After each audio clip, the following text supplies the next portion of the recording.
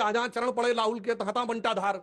मायावती जी ने उत्तर प्रदेश में कह दिया हम नहीं रहेंगे साथ में, पंजाब में केजरीवाल जी ने कह दिया, ममता दीदी जी ने बंगाल में कह दिया, और बिहार में सब उलट पलट हो गया। मुझे लगता है कि अभी कुछ दिन पहले लोग बड़ा ज्ञान देते थे कि वो श्री राम जन्मभूमि के प्राण प्रतिष्ठा का मुहूर्त ठीक नहीं है। जरा ये राहुल गांधी की यात्रा जिस मुहूर्त में शुरू हुई, इस मुहूर्त के बारे में इनको किसी योग्य धर्माचार्य से जरूर याद कर लेना चाहिए। समझ चुके हैं नीतीश कुमार जी अब रद्दी माल हो चुके हैं। किसी के मन में ये संशय हो कि चुनाव के परिणामों के बाद नीतीश बाबू को फिर से भाजपा एनडीए में लेगी, भाजपा के दरवाजे हमेशा के लिए बंद जाना कबूल है। गृह मंत्री ने कहा कि आपके लिए हमारे दरवाजे बंद हैं। रोशनदान से गाते हैं, कुंडी मत खड़काओ राजा, जल्दी अंदर आओ राजा। कमल छाप परफ्यूम लगा के प्रजातंत्र की वाट लगा दे, आओ तुम्हें मिट्टी में मिला दे।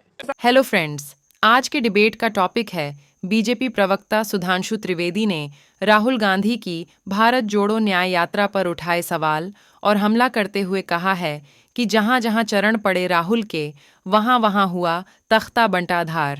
सांसद जी, पहला प्रश्न आपसे यही, एक तो खड़गे साहब कह रहे हैं कि अब आप लोग आ गए, अगर जनता ने आपको वोट दे दिया तो प्रेसिडेंशियल सिस्टम देश में हो जाएगा, चुनाव ही खत्म हो जाएंगे। पुतिन और मोदी को वो बराबर खड़ा कर रहे हैं। और दूसरी तरफ कितनी बार गले लगाइएगा, मतलब वो आदतन वादा करते रहते हैं, आप आदतन गले लगाते रहते हैं, आदतन वो छोड़ते रहते हैं, आप आदतन वापस उनको बुलाते रहते हैं। मजाक ही बन गया है। देखिए, जो गुलाम की बात कही खड़गे जी ने, तो यहां पर मैं करोड़ों दर्शकों से कहूंगा जरा इस बात को गंभीरता से सोचिएगा। हमारा देश, हमें बताया जाता है ना, हम इतने अच्छे थे तो क्यों 2000 साल तक हमारे ऊपर आक्रमण होता रहा, 1000 साल गुलाम क्यों रहे? हम 1000 साल गुलाम रहे और उसके बाद कहा जाता है कि सारी गलतियां हमारी थी, यानी निर्णय हम ले रहे थे। भाई, अगर हम गुलाम थे तो हम निर्णय लेने के लिए स्वतंत्र नहीं थे। फिर समाज में जो विकृतियां आई, जो समस्याएं आई, उसके लिए तो वो जिम्मेदार है जो शासक था ना। शासक जिम्मेदार नहीं, तो हमें यह समझाया गया कि तुम गुलाम तो थे पर खुद मुख्तार गुलाम थे। यही तो कहने का प्रयास होता। और अब गुलाम की जो बात कहते, जिन्होंने हमें गुलाम बनाया, उनके देश का कोट करता हूं। 18 मई 2014 को लंदन के संडे गार्डियन ने अपने एडिटोरियल में लिखा कि 16 मई 2014, जिस दिन मोदी जी के नेतृत्व में हमें स्पष्ट बहुमत मिला, उस आर्टिकल का शीर्षक था सेकेंड ट्रिस्ट विद डेस्टिनी। उन्होंने कहा 16 मई 2014 भारत के इतिहास में दूसरी आजादी का दिन माना जाना चाहिए। क्यों? उन्होंने कहा इसलिए कि आजादी के बाद लंबे समय तक जिन्होंने शासन किया, उनके ऊपर ब्रिटिश कॉलोनियल लीगेसी, ब्रिटिश उपनिवेशवादी विरासत की व्यवस्था और मानसिकता को कैरीड ओवर किया। पहली बार एक ऐसे विचार के हाथ में एब्सोल्यूट पावर आई है जिसका ब्रिटिश कॉलोनियल लीगेसी से कोई लेना देना नहीं है, जो अपने इंसेप्शन और इंस्पिरेशन यानी अपनी उत्पत्ति और प्रेरणा में पूर्णता भारतीय है। तो कह रहे चुनाव नहीं होने देंगे। तो आप बता तो रहे हैं, वो आप पूरी बात नहीं समझ पा रही हैं। वो कांग्रेस पार्टी के लिए कह रहे हैं कि पहले गांधी परिवार से प्रेसिडेंटशिप गई, अब उनके हाथ में आई है। अगली बार ऐसी गति और दुर्गति होती नजर आ रही है कि पता चला उसके बाद प्रेसिडेंट रहने का कोई मतलब भी रह जाएगा या नहीं, आप नहीं समझ पा रही हैं। वो शायद अपनी पार्टी के लिए कह रहे हैं। और मैं एक और बात कहना चाहता हूं, अब आपके दूसरे प्रश्न पे आता हूं। देखिए, सिर्फ बिहार में ही थोड़ी हुआ है। उससे पहले मायावती जी ने उत्तर प्रदेश में कह दिया हम नहीं रहेंगे साथ में, पंजाब में केजरीवाल जी ने कह दिया, ममता दीदी जी ने बंगाल में कह दिया, और बिहार में सब उलट पलट हो गया। मुझे लगता है कि अभी कुछ दिन पहले लोग बड़ा ज्ञान देते थे कि वो श्री राम जन्मभूमि के प्राण प्रतिष्ठा का मुहूर्त ठीक नहीं है। जरा ये राहुल गांधी की यात्रा जिस मुहूर्त में शुरू हुई, इस मुहूर्त के बारे में इनको किसी योग्य धर्माचार्य से जरूर याद कर लेना चाहिए। मतलब इधर वो बंगाल में पहुंचते हैं तो बंगाल में ममता दीदी छोड़ देती हैं, बिहार के दरवाजे पहुंचते हैं जहां जहां चरण पड़े राहुल के तहता बंटाधार। अब उनकी स्थिति क्या हो गई है कि इस इंडी गठबंधन में पंजाब से लेके बंगाल तक, मतलब आप देखें उत्तर से लेके पूरब तक स्थिति ये हो गई है कि अब जो चेहरे से ही जाहिर है छुपाएं कैसे, तेरी मर्जी के मुताबिक नजर आए कैसे, घर सजाने का तसव्वुर हुआ बात की बात, अब तो मुश्किल है कि इस घर की हकीकत को छुपाएं कैसे। दरवाजा इन्होंने कहा है, दरवाजे पर मैं बाद में आऊंगी, नीतीश कुमार पर इनसे एक लेख भी अभी लिखवाऊंगी। लेकिन आप लोगों का क्या हाल हो गया है? जहां जहां राहुल गांधी जा रहे हैं, ये सच्चाई है। कूच बिहार, पश्चिम बंगाल देखिए, वहां पर ममता दी ने आंखें तरेर दी। वो कह रहे नहीं करना हमें इनके साथ गठबंधन, जो भी इनको कहती हूँ सुनते नहीं, अधीर रंजन अधीर रंजन अधीर रंजन। यहाँ बिहार में देखिए, आपसे दूर छिटक गए नीतीश कुमार। पटना में बैठक हुई थी, उनका कहना है कि आप लोगों ने उनका मोह भंग कर दिया। वंदना जी, मैं बहुत कुछ कहूं उसके पहले मैं चाहता हूं कि देश के मूर्धन्य नेता, भारत के प्रधानमंत्री आप लोगों से कुछ कहना चाहते हैं। देश के महान गृह मंत्री आप लोगों से कुछ कहना चाहते हैं। सम्राट साहब जो बिहार के प्रदेश अध्यक्ष हैं वो आप लोगों से कुछ कहना चाहते हैं। आप पहले उनको सुन लीजिए, फिर हम समझ चुके हैं नीतीश कुमार जी अब रद्दी माल हो चुके हैं। किसी के कि मन में ये संशय हो कि चुनाव के परिणामों के बाद नीतीश बाबू को फिर से भाजपा एनडीए में लेगी, तो मैं बिहार की जनता को स्पष्ट कह देना चाहता हूं और लल्लन बाबू को भी स्पष्ट कहना चाहता हूं, आप लोगों के लिए भाजपा के दरवाजे हमेशा के लिए बंद मर जाना कबूल है, उनके साथ जाना हमको कभी कबूल नहीं है, ये अच्छी तरह जान लीजिए। हमारे गृह मंत्री ने कहा कि आपके लिए हमारे दरवाजे बंद हैं। रोशनदान से गाते हैं, कुंडी मत खड़काओ राजा, जल्दी अंदर आओ राजा। कमल छाप परफ्यूम लगा के प्रजातंत्र की वाट लगा दे, आओ तुम्हें मिट्टी में मिला दे। शर्मनाक बात है और ये आज की बात नहीं है।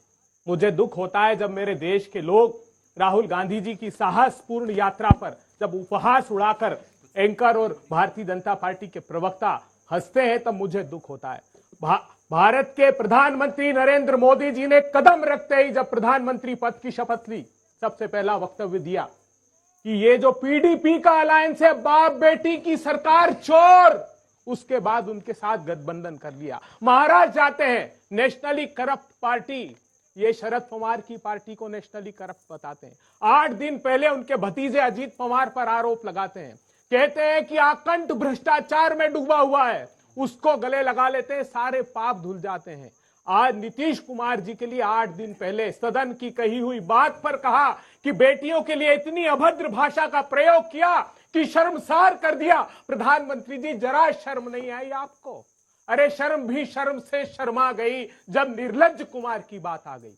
मैं नीतीश कुमार नहीं, निर्लज्ज कुमार कहता हूं।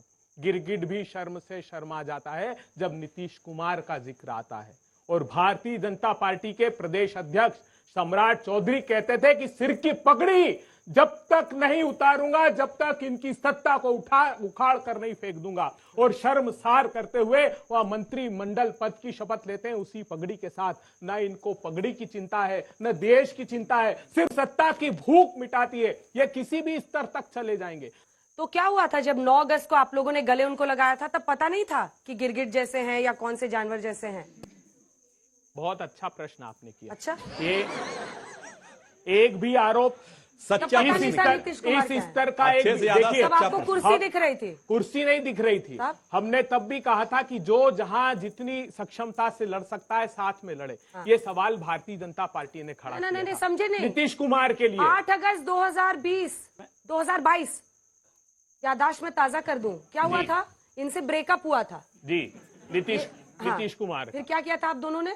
नहीं तो हमने कहा चलो सर मिलके सरकार बनाते हैं, आओ नीतीश आओ, आप फिर से मुझे छोड़ के जाने के लिए आओ। हम इसलिए कह रहे हैं, खड़गे जी से आगे कहना चाहता हूं, नॉर्थ कोरिया किम जोंग का नाम देखिए कहां ले गया। मैं 876 887 सांसद चुने, एक ही व्यक्ति खड़ा होता है उसका, उसी को वोट देना होता है। 99% वोट उसको मिलते हैं। सिंगल पार्टी और एक आदमी। आपकी इच्छा हो तो उसे वोट दीजिए, नहीं तो नकार दीजिए। नकार देंगे तो आपके साथ बुरा बर्ताव होगा। यही हाल भविष्य में भारतवर्ष का होने वाला है अगर आप इसी तरह हंसते रहे। सवाल पूछिए सत्ता से, आपकी उपयोगिता सिर्फ एक निशान की रह गई है, एक वोट शाही का निशान मात्र रह गया है। ये रोज सत्ता खरीद कर रोज अपनी सरकार बना लेते हैं। कौन सा ऐसा प्रांत नहीं, ये बताइए? मध्य प्रदेश में किया इन्होंने, कर्नाटक में किया इन्होंने, गोवा में बहुमत नहीं होने के बाद किया इन्होंने। समूचे देश के प्रत्येक प्रांत में अभी जब हम ये चर्चा कर रहे हैं तो सारे टेलीविजन झारखंड की बात बता रहे हैं कि झारखंड में देखिए ईडी का छापा,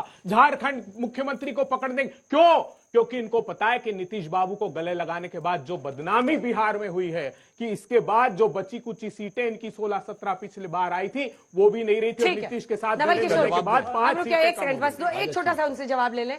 रंजीशी सही दिल ही दुखाने के लिए, फिर से मुझे छोड़ के जाने के लिए। आप लोगों को पता नहीं था 22 में जब गले लगा रहे थे नीतीश बाबू क्या है? उसके पहले पलटू चाचा कहते थे ना उनको तेजस्वी जी। फिर क्यों गले लगाया? नहीं देखिए, 2022 अगस्त में जब आते हैं तो नीतीश कुमार जी 2 महत्वपूर्ण बात कहते हैं। पहली बात क्या कहते हैं कि भाजपा अपने साथ जितने भी छोटे दल हैं उसको खत्म करना चाहती है, हमें भी खत्म करने का षड्यंत्र कर रही थी, काम करने नहीं दी, पहली बात। दूसरी बात, उन्होंने बोला कि 2014 में जो आए थे 2024 में आएंगे कि नहीं उनको सोचना होगा, उसके लिए मैं पूरे देश में घूम घूम कर प्रचार करूंगा। 2 बात उन्होंने कही। उसके बाद खुद टहलकर पैदल मार्च करके गए राबड़ी आवास पर, और वहां पर उन्होंने 2017 के लिए माफी मांगी, आपको अगर याद होगा तो। 2017 में जो हमने किया उसके लिए उन्होंने माफी मांगी।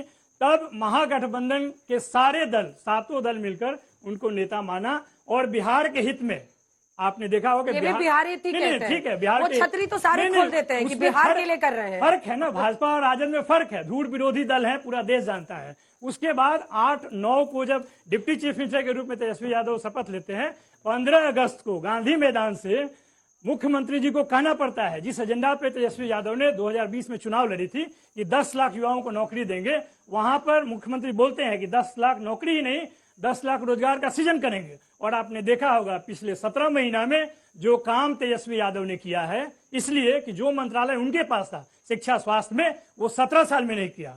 शिक्षा मंत्री जदयू के थे, स्वास्थ्य मंत्री मंगल पांडे जी इनके पार्टी से थे, दोनों का 17 साल का जो इतिहास नहीं होगा वो 17 महीने में करके दिखाया। ये सब इतिहास है, सच्चाई एक है कि आप दोनों की मजबूरी का नाम नीतीश कुमार है। सरकार आप उनके बिना बना नहीं सकते, जनता ने क्लियर मैंडेट दिया नहीं, तो नीतीश बाबू को पकड़ लीजिए, सरकार बना लीजिए, वो जानते हैं इसका फायदा उठाते हैं। लेकिन एक सेकंड, आप जवाब दीजिए। वो कह रहे हैं कि अब चुनाव नहीं होगा देश में, नहीं, वो समझा रहे हैं कि कैसे होगा। फिर मैं आप लोगों के ये तो सवाल पूछना है। ये तो पिछली बातें बता रहे हैं। आप नहीं, आप बैठ जाइए। ये तो गठबंधन की पिछली बातें बता रहे हैं, मैं तो अभी वर्तमान बात बता रहा हूं जो इनके साथ गठबंधन में शामिल हैं। ये बताइए, अखिलेश यादव जी ने चालू पार्टी बोला है कि नहीं? वो तो गठबंधन में हैं। और इन्होंने चिरकुट पार्टी बोला है कि नहीं मध्य प्रदेश में उनको? अखिलेश वखिलेश बोला है कि नहीं? आम आदमी पार्टी के साथ तो अभी आप चिरौरी कर रहे हैं, जो छत्तीसगढ़ में कह चुकी है कि जाके कि भूपेश बघेल की सरकार सबसे भ्रष्ट थी। अरे भाई, वो पुरानी बात के बजाय अभी वर्तमान बात तो बताओ। और अधीर रंजन चौधरी कहते हैं कि there is no democracy in Bengal. अरे आपके कार्यकर्ताओं की तो हत्याएं हो रही हैं, और इसके बाद आप कहते हैं कि to save the democracy in India we need Mamata Banerjee. Jairam Ramesh कहते हैं ममता बनर्जी के बगैर हमें नहीं चाहिए। मेरे भाई, गठबंधन के अंदर की तो स्थिति बता दो। वो हत्या कर रही है डेमोक्रेसी की, जो आपके वहां के नेता कह रहे हैं, नेता प्रतिपक्ष लोकसभा कह रहे हैं, या राहुल गांधी जी जो ना नेता प्रतिपक्ष है, ना अध्यक्ष है, ना उपाध्यक्ष है, ना जनरल सेक्रेटरी है, वो कह रहे हैं सही है। जो केजरीवाल जी वहां बोल रहे हैं वो सही है। या अब दूसरी बात बताता हूं, जहां तक अब आइए बिहार के ऊपर, तो भाई नीतीश कुमार जी के साथ सत्ता में भागीदारी बनने तो आप गए थे नीतीश जी के नेतृत्व में। अरे भाई सुनिए तो, सुनिए मान्यवर, नीतीश जी तो मोदी जी के नेतृत्व में आ गए।